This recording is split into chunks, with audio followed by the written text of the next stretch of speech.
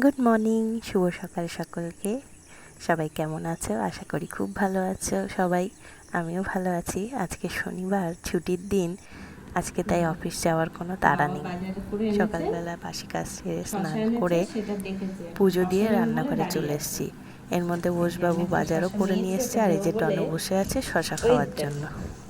এটা তোমাদের সকালে একটা ভিডিও শেয়ার করেইছিলাম।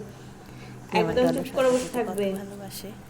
বাজারে যেই দেখে ব্যাগে শশা আর নেই, চলে অমনিও গেল। রান্নাঘরে এসে বসে থাকে।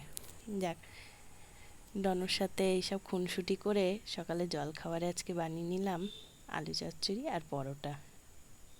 পুকু স্কুলে খেয়ে চলে গেল, আমরাও খেয়ে দিয়ে এবার দুপুরে রান্নায় বসে পড়লাম। বলো তো এটা কী ভাজছি? এটা বাঁধাকপির পকোড়া।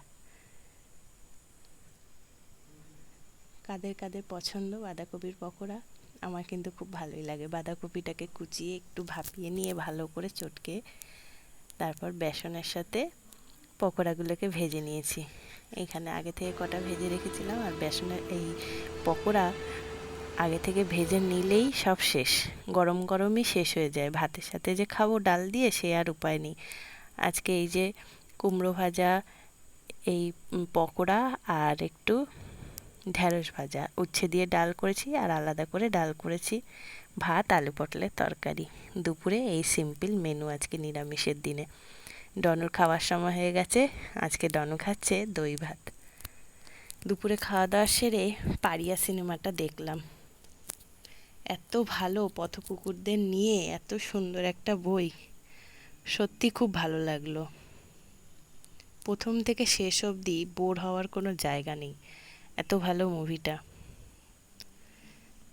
সন্ধেবেলা সবাই মিলে বসেছি চা খেতে। আজকে দেখো, পুকু দুধ খাবে না, ও আমাদের সাথে চা খেতে বসেছে। দেখো কেমন কায়দা করে ক্যামেরা ঘুরিয়ে নিজে ভিডিও তুলছে, আর এদিকে ডনু বসে আছে, যদিও একটু বিস্কুট পায়।